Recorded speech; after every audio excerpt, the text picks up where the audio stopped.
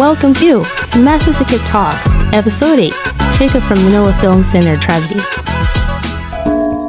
Film Center collapsed during construction, killing 34 Imelda saying there was no time to dig out the dead. Ordered the work to continue for cement and the reason the building was rushed so that it could house a mill.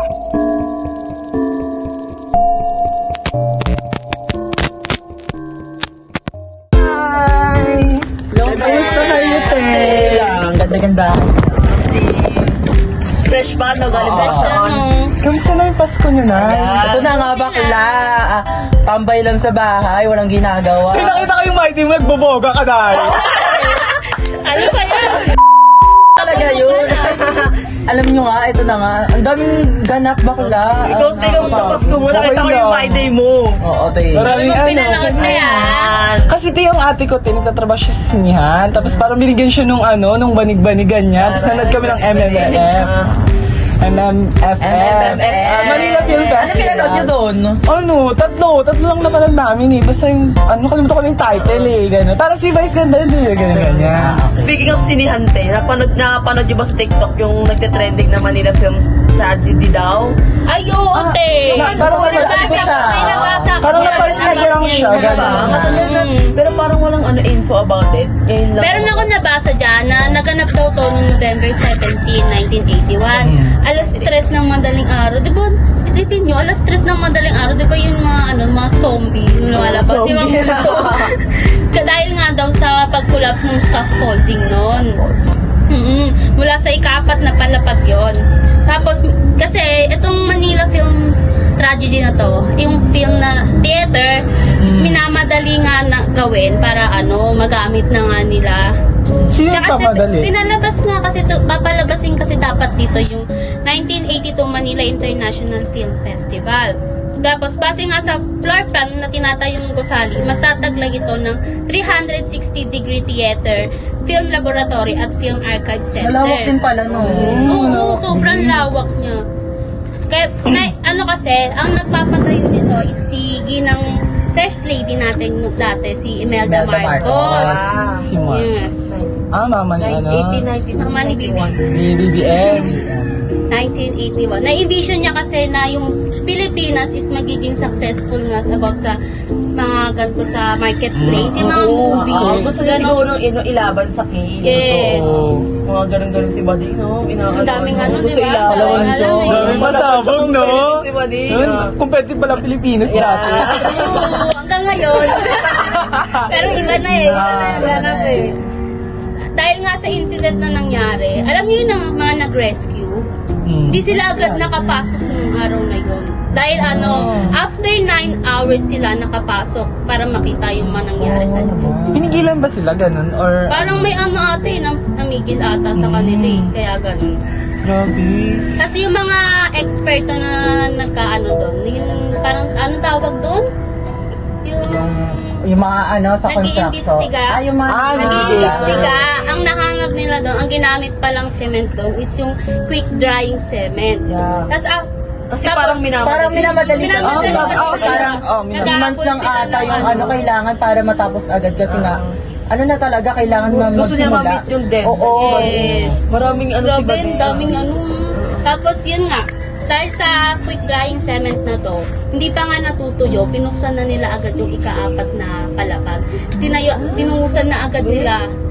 Ay, kasi di ba parang basa-basa pa yun? Oo. Ang sabi nga ng mga eksperto, baka nga doon napasobra or hindi pa talaga Oo, kasi kakaano lang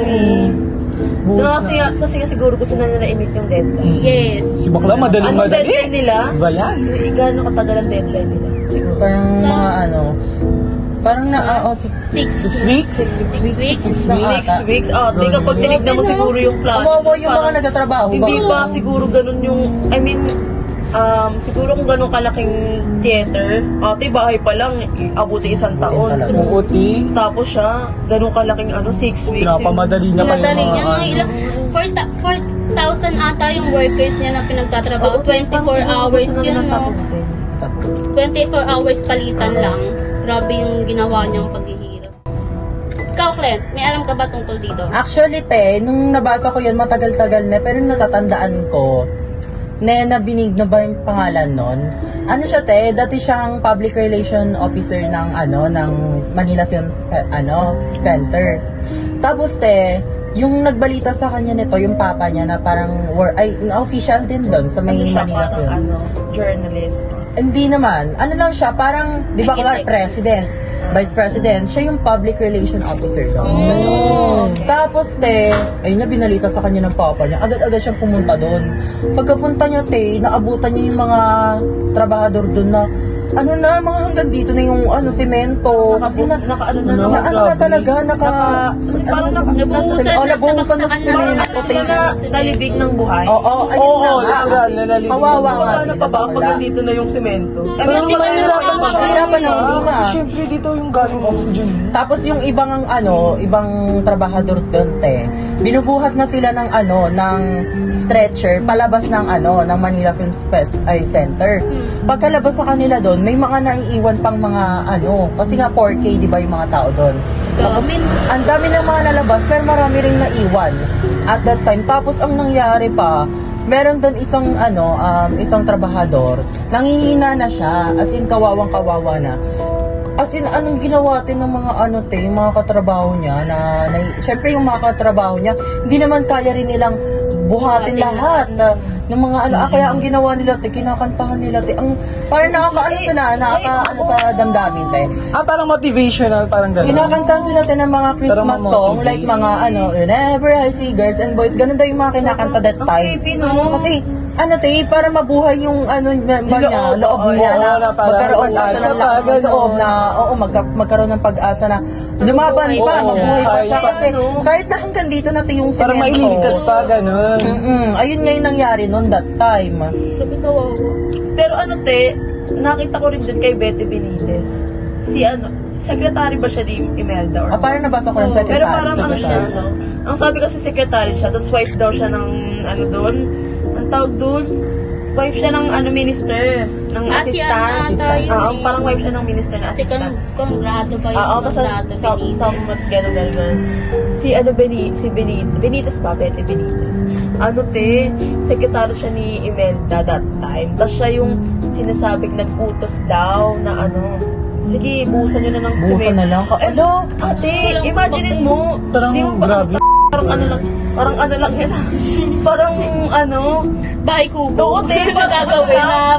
Parang sa isip nila patay na talaga yung Pero sabi nila, ang design daw kasi ng building, gusto daw nilang fully furnished. At saka ang inspo nila is yung brick path. Yung parang may pinagkukuran sila sa mga ibang lugar.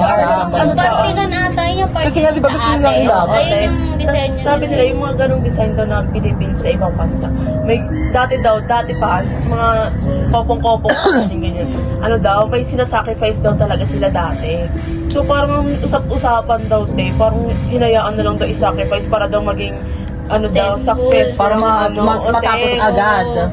Oo, si Betty si Betty Benitez, siya nag-utos na ibuhusan na ng mga semento kasi gusto natin i-meet yung deadline. Grabe talaga siya, sobrang lala. Tapos, ang iba pa doon, di ba, tawag dito, nalagyan na ng semento yung iba. Ang ginawa nila, may lumalabas-labas pa daw ng ibang party ng katawan. Tapos, ini-script nila, naman. Legit, promise. Ini-script nila ng ganyan, para maging parang maging pantay. Oo, ginawa nila parang semento yung parang graba na yung tao. Sobrang lala. Parang ang creepy niya, Sobrang nakakatakot. Ayun nga daw sa nilabas ng Esquire, may higpit daw na pinag-utos ni Betty Benitez doon sa mga tauhan na ipagpatuloy na lang parang tutuloy na nila na parang walang sarili. Parang walang nangyayaring sa ng ganun, para magtuloy-tuloy lang. Kasi daw mas pag-uukulan daw ito ng mas pag-uukulan daw nila yung deadline ng gusali matapos Grabe Kasi parang yung mga trabahador doon, gusto lang nila mamatay yun ng Nandun sa parang mga wala silang poste, pakialam sa mga nun, ano. sa- Parang Facebook. ano pa nga nun, te, parang di ba kasi kanina parang sinabi na parang tinatansya nga kasi siya na 6 Matapos. weeks lang siya matapos. Tapos, di ba kumuha sila nung Baka box may gusto silang i-meet na gusto Oo, Ayun, gano'n. gusto nga, Di ba yun eh, ayun, parang nga silang gusto nila deadline. makipag, parang competitive na ano. Kasi nga gusto, di ba gusto nila Si makapasok Imelda. sa ano yun, yung Cannes Festival sa Ah, France. Cannes. yung Oo, makikipag-iapon sila. gano'n. Tapos, syempre, kumuha sila ng, ng 4K manpower na mga construction worker para magawa yun agad. Syempre, di ba minamadali na ganyan. Tapos, di ba, malaki yung nagastos, 25 million US dollar. Ganyan. Dollar yun bakla magkano rin mo yun. Bakit mo yun sa peso? Huwag na yan, te. Pag na-compute. Tapos, di ba yung 4K na trabahador na yon, may 3 shifts sila sa loob ng 24 hours. So, syempre, isipin mo yun, 24 hours, tapos 3 shift yung Di ba ang mo. minimum lang dapat 1 shift lang, tapos 8 Oo, shift 8 lang. hours. Parang naging siya, parang 2 days gano'n. Minamadali talaga. 2 days in 1.5 kineme. Tapos, ayun, parang may kumakalat pa nga doon na horror story na, Marami rin ako nabasang ganyan. parang may isang, Malapit na sila. oo, parang ito pa nga. Ito pa nga, parang isang mahuhula doon na vision na kapag yung sining anak ni Imelda, ayun si Aimee, te, kapag parang umapak daw siya dun sa Manila Film Center, te, mamamatay daw, pero kahit buhay pa rin ang senadora. Umapak na siya, umapak. Buhay pa rin ang senadora, ganyan. Pero ayun, hindi nagkatotoo kasi nga buhay pa rin siya ngayon. Tingnan mo naman, te, si Baka hindi umapak, te. Hindi wala ba, te? Tapos ayun alam mo ba, may nabasa rin ako na parang sinabi doon na parang nagpabasbas din talaga sila ng buong ito yung Manila Film Center. Pinabasbasan nila yan lahat, Pampaalis pampaalis ng mga ng mga kaluluwa. Pero sila mismo yung Ano sila Basbas? yung mga pa doon, mga official din doon na mga natira. Rin sila pinabasbasan sila, tapos binigyan sila ng ritual. Tapos binigyan sila ng anting-anting na daw, na parang hindi daw sumapi sa kanila yung kaluluwa, hindi daw malagay sa kanila, ganyan. Oo, nakakainis, diba? Tapos meron pa doon, di ba yung mga igorot sa mga north sila nakatira? Nagpapunta sila doon, di ba sa Pasay yun, sa Manila Film Center, sa Pasay, nagpapunta sila doon ng mga igorot para ritualan. Yung mga yung mga namatay doon, para daw hindi na daw manggambala. Pero ang kasalanan talaga nila yun, hindi naman kung magi-stay doon yung kaluluwa, doon na talaga yun, hindi na siya Kasi nandun yung katawan niya. Oo. At saka talaga, kawawa talaga yung mga tao doon that time. Kaya ayun, yung ginagawa nila na yon, hindi talaga solusyon yun. Wala. Pero pero kung parang pagbabasihan kung sino yung mga nakakaranas, syempre yung mga survivors na yun, di ba? Pero ang sabi after gawin yung iba niya, naritualan na lahat, i-open na ang grand opening ni Bading, walang para siya ng ilang weeks, days, gano'n. Pero after ilang months daw, parang napilitan ata si Imelda mag-show ng porn. Natapos na? So, yung nag-show sila ng porn. Kahit hindi yun yung gustong Di ba dapat yung mga dyan sa mga sinihan ng mga palabas? Naglabas sila ng mga pornographic kinemperals para dun sa yung virgin porn. Para tangkilikin. Kaso kasi diba hindi pa rin kinaya talaga? Oo. Parang hindi kinaya nung palabas. Parang nangyari, parang eventually bigla talaga siya bumagsak. Siguro dahil din sa tragedy. Siyempre yung mga manonood alam nila yung story, natatakot na sila, ganyan, na lumabas. Pero yun nga, di ba kasi horror siya? Parang nagkaroon ng creepy story ganyan. Yung katulad ng ritual.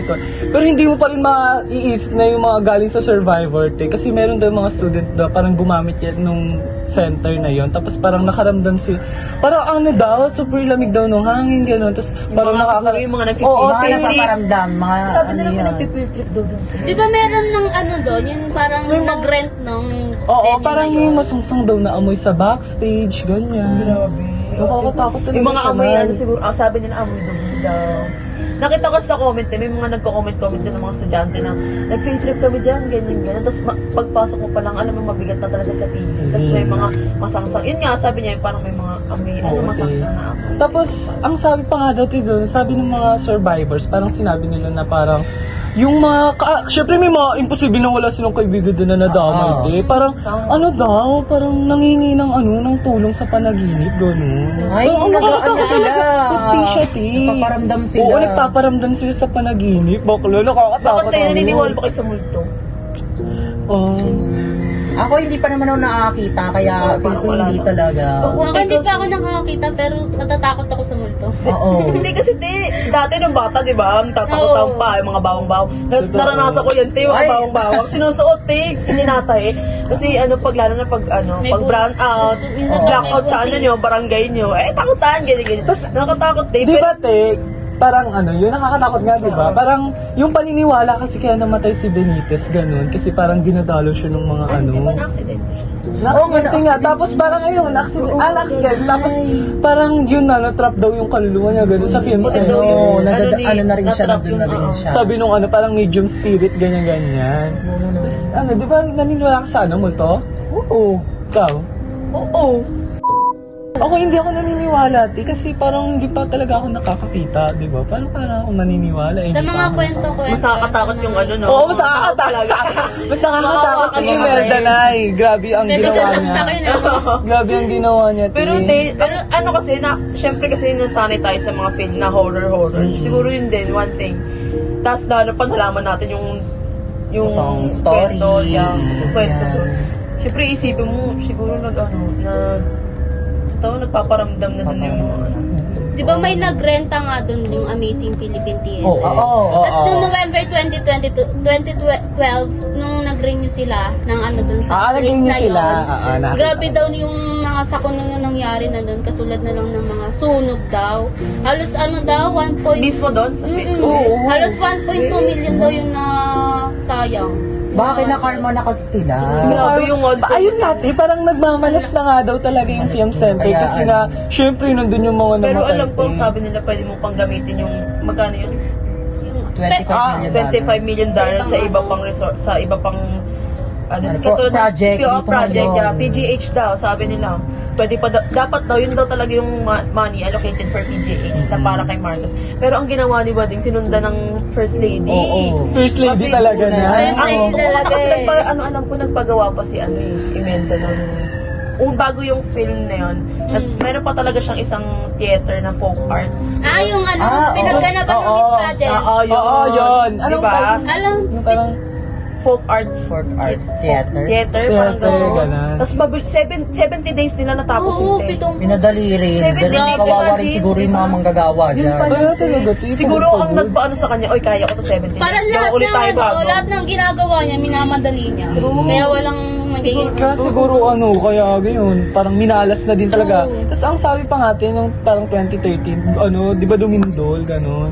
Tapos parang talaga, wala na talaga, inabandona na talaga siya. Parang inayaan na. Sayang yung pera. Sayang talaga. Ang sabi pa daw na parang yung mga senador, parang ililipat na doon, pero hindi na daw tinuloy. Parang doon na nila, parang malakad na. Correction. 1919 nang ganap yung lindol na parang doon na nila parang naisipang okay. Abandona yung gusali. Siya 2013. Doon na nila gusto. Sayang lang yung pera. Sana naman ginamit na lang nila sa kanila. Pero after ng lindol na rin yun, di ba, nag-renew pa rin yung Amazing Philippine Theater. Tapos, ayan. Kasi wala na. Hindi na siya. Sayang po sa kanila yung pera. True. Ang bigat. Ang daming nasayang ng pera.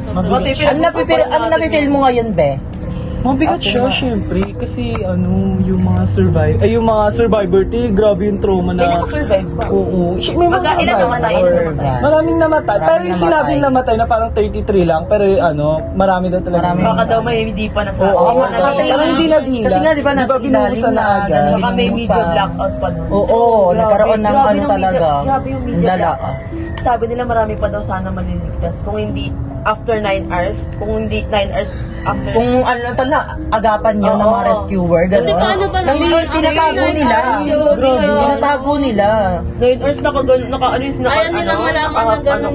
Oo, natutuyo na yung mga Nangyari sa mga katawan ng aksidente.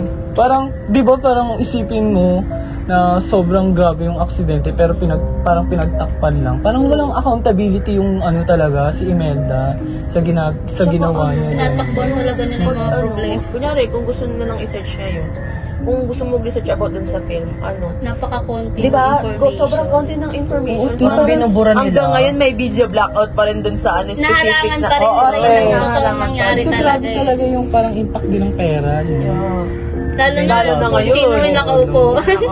Parang mabilis nilang nalilinis yung Nakakaano pangalan talaga nila. sila, te. Nung nabasa ko talaga yan, parang nakakainis talaga, te. As in, magigigil ka na lang kasi bro, mo maraming talagang namatay, bakla. Hindi biro yun na, True. na ganun-ganun lang yung mga manggagawa. Una sa lahat, pinahirapan nila. True. Anong oras nila yung pinapagawa? Alas 24 hours, walang Ano kayang hinto. sahod nila dun? Tapos, Kaya, pinapagod nga nila, be. Tapos, syempre, nung may trahedyang nangyari, wala silang action na ginawa, bakla. Kawawa yung mga tao doon. lalo na yung mga pamilya nung Oo, te. Oo, walang Ano ba kawalan laban nila doon? First True. lady yun. Kung gusto mo nila mag-protesta. wala, di sila papansin. May mga nagprotesta pero parang pinatahimik na lang. Parang binayaran may na siguro. may harang, no? May harang. Binayara kaya binantaan. Kasi hanggang Hindi natin alam. Kasalanan niya na yung tea.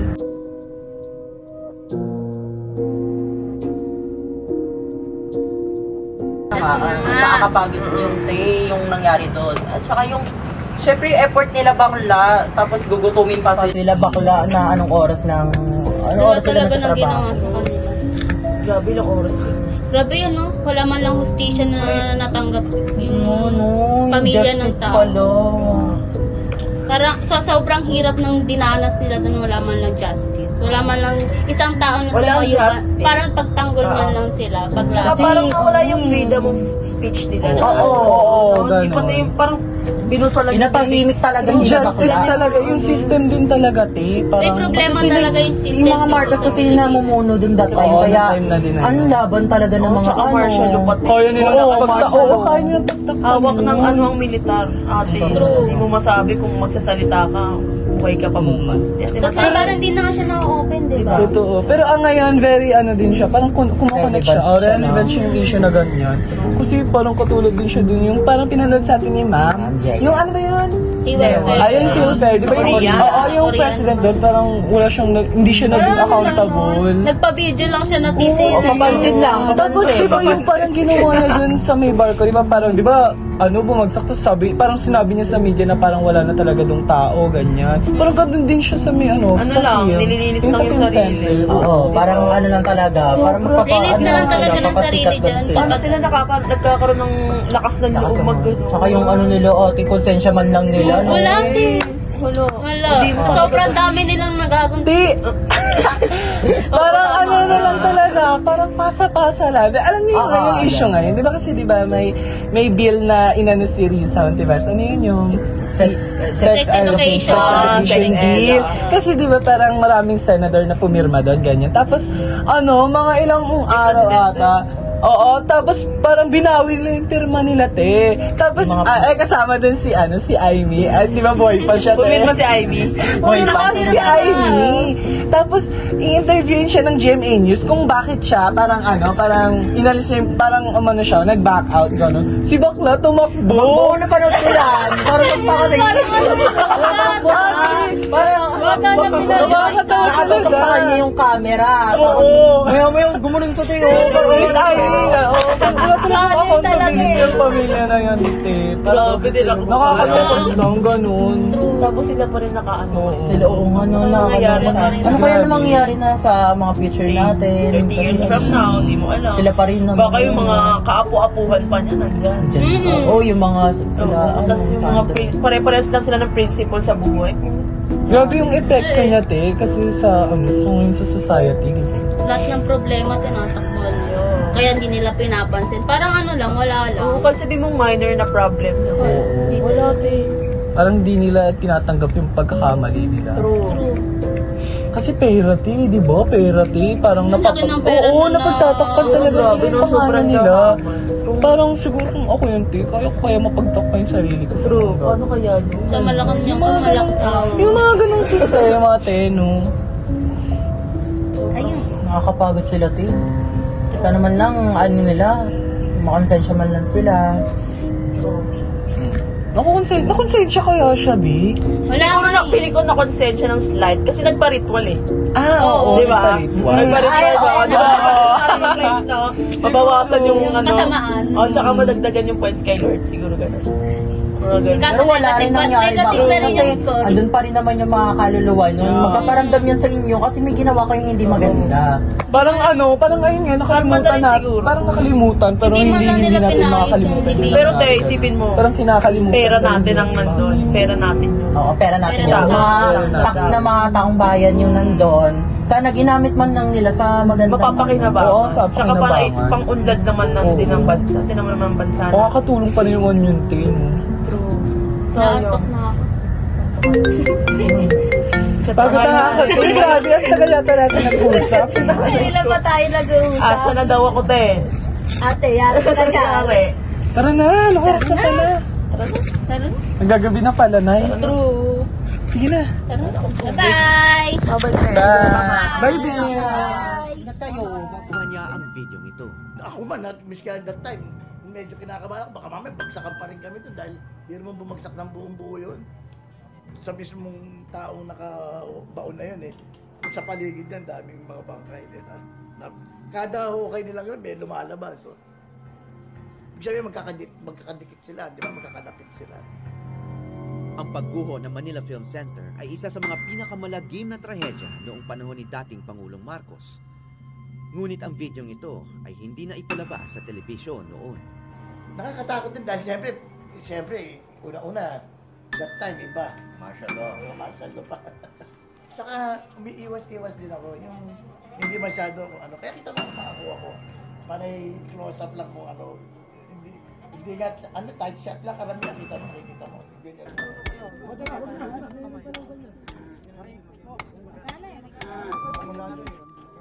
Tinutukan ni Boy ang isang trabahador na naghihingalo. Mahigit 10 oras na raw nakabaon hanggang hita sa semento. Hindi pa siya mabunot-bunot.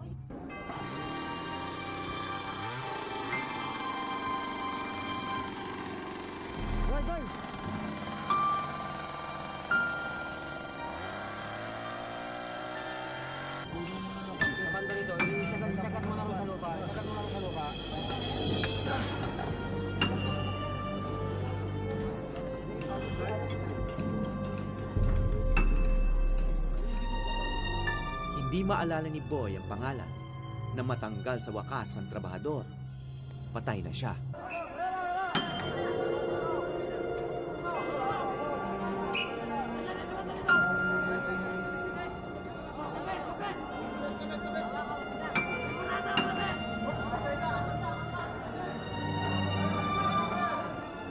Hanggang ngayon, maraming naniniwalang may mga naiwang bangkay sa loob ng semento. Minsan mo, parang hindi naman alam pag nila pang ano. Ay, sige lang tong kan. May magdadala na kayo dyan. Huwag nyo ito yung mamarinig, ha? Oh,